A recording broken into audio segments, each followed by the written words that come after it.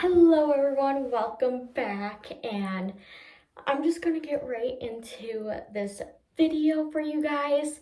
Um, this one is another, of course, mental health kind of, story, since it's, May, mental health, health awareness month, so let's just get right into it.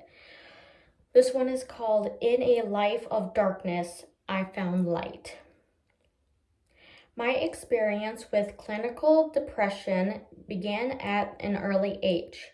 I believe many of my mental health challenges stemmed from underlying problems, including seizures and ADHD, as well as mental, emotional, and physical abuse. Before the age of 3, I had my first seizure.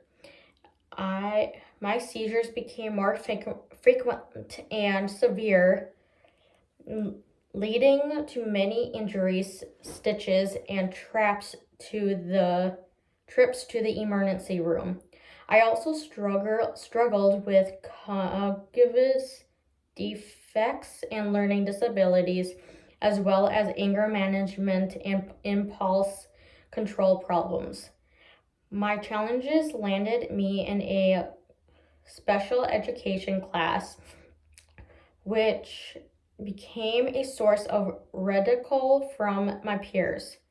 I endured frequent bullying for my cognitive abilities and seizures. I became angry, violent, and depressed. My low self-esteem led to be self-destructive and rebellious, both at school and at home. I was labeled incorrigible. For much of my life, I was running, literally and figuratively. I began running away from home when I was 6. By 9, I was in juvenile institutions. In my tween and teen years, I lived in institutions and mental health facilities. To run from the pain, I began drinking. I battled with alcoholism at the age of 15 years old. My drinking led to violent behavior in the streets and survive injuries, and that landed me in the intensive care unit. I also experienced frequent trips to the drunk tank and the county jail. After years of struggle, I learned an important lesson. Happiness and contentment come from the inside out and not the outside in. When I told someone that I hated being alone, he replied, "That's because you're alone. When you're alone, you hate the person you're with." I have never forgotten that. It has reminded me that the external things I once believed would numb the pain, cars, jewelry, houses, drugs, and alcohol, will not solve any internal problem. I realized that empowerment and happiness could start with education. I began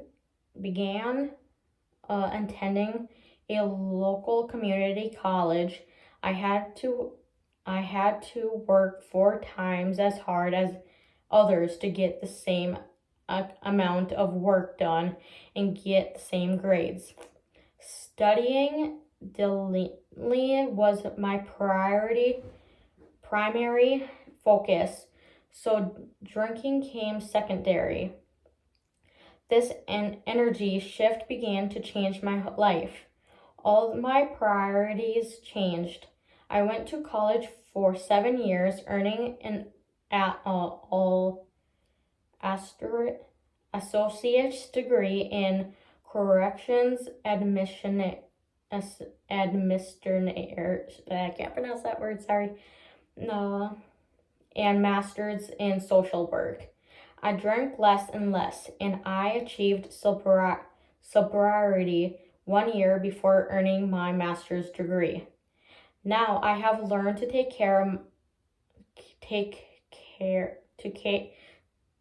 learn to care for and love myself, and that has been the most liberating and rewarding achievement.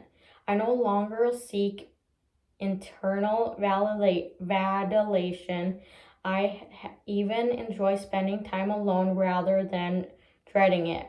I often use time alone to regroup and recharge with the purpose of going back out into the world to contribute in any way I can, rather than avoiding my feelings or isolating from others. I can charge my emotional batteries and can find clarity in the time with my own thoughts. I have been sober for more than 24 years and seizure free for more 23 years. I began diving at 44 years old.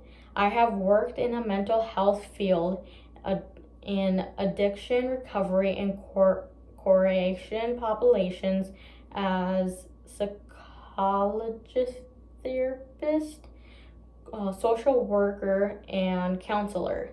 I have delivered motivational speeches, tech colleges classes. In 2019, I self-published a book, Take the High Road, a must read